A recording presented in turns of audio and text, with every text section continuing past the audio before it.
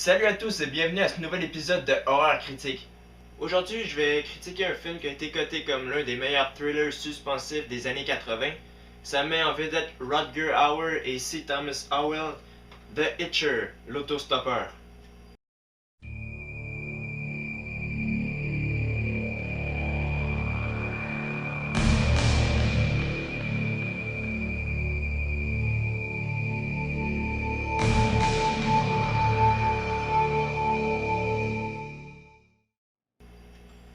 Jim Halsey fait longue route à travers le grand état du Texas pour se rendre en Californie.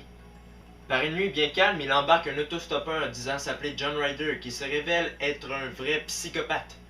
C'est le début d'un long voyage vers l'enfer pour Jim, traqué par le tueur et ciblé par la police, qui le croit coupable de meurtres qu'il n'a pas commis. Cette excellente histoire a été écrite par Eric Red, qui la rend à la fois attrayante et épeurante. En réalité, ça me rappelle celle du film Duel, réalisé par Steven Spielberg. Paraît-il que Red se serait inspiré de Riders on the Storm par The Doors pour écrire le film.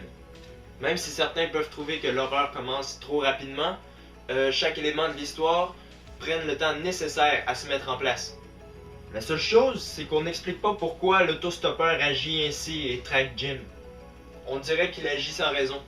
The Hitcher est réalisé par Robert Harmon, qui a réalisé 7 ans plus tard Nowhere to Run. Ces techniques sont vraiment efficaces. Le suspense agit sur nous en permanence. Le film arrive vraiment à faire peur, même aux personnes qui restent normalement passifs devant des films d'horreur. Je vous jure que vous aurez des sueurs froides en regardant The Hitcher. Le film a même remporté 3 prix en 1986, dont celui du meilleur film policier de Cognac. Il a même fait l'objet d'une suite en 2003 et d'un remake en 2007, mettant en vedette Sean Bain dans le rôle de l'autostoppeur. The Hitcher est doté de scènes autant effrayantes que dégoûtantes, dans le sens de bien fait, au niveau du gore.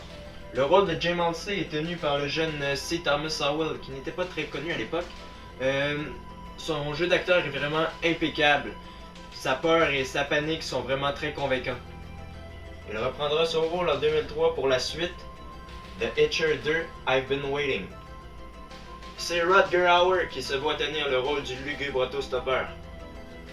Avec un certain charme à la Michael Douglas et un charisme à la Anthony Hopkins, Hauer, qu'on a pu voir jouer dans Hobo with a Shotgun, rend le personnage de John Ryder plus qu'effrayant. Ils jouent tous deux aux côtés de l'actrice Jennifer Jason Leigh, célèbre pour le film Single White Female. C'est son rôle dans The Hitcher qui l'a rendu célèbre. Ils sont tous les trois vraiment très bons. Et puis au niveau des effets spéciaux, The Hitcher en possède plutôt des marquants.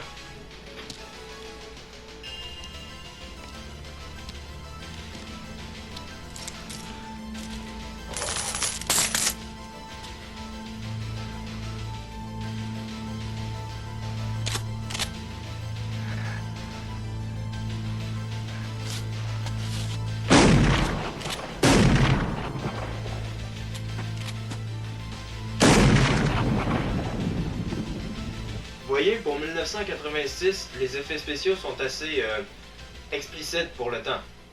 Sans trop en mettre, on en met juste assez pour qu'on croie que c'est réel. Bref, c'est une note de 9 sur 10 que je donne à The Hitcher. Et croyez-moi, ce film-là est un vrai bon film d'horreur suspensif. La réalisation de Robert Harmon nous rend complètement cinglés avec des scènes vraiment épeurantes. Si Thomas Howell dégage une peur qu'il nous transmet et Rutger Hauer dégage une psychose qui par chance ne nous transmet pas. L'histoire, qui m'a rappelé celle du film Duel de Steven Spielberg, est vraiment très réussie et puis les effets spéciaux sont très bien faits. Comme je l'ai déjà mentionné, The Hitcher a donné naissance en 2003 à une suite, The Hitcher 2, I've Been Waiting.